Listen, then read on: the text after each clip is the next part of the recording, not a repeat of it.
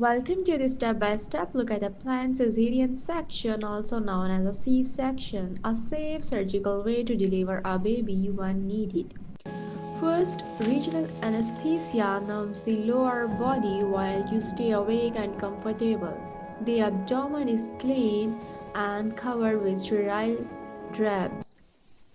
A gentle horizontal incision called Pfannenstiel is made low on the abdomen, often called the bikini line cut to being safely.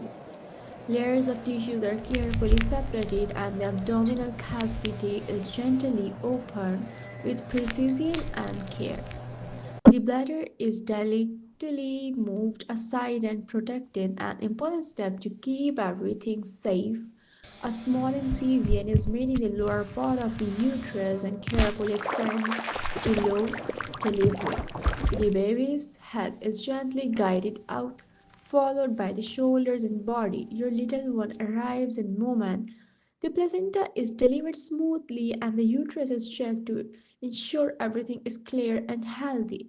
The uterus is closed in layers with careful stitches to promote strong healing and minimal bleeding.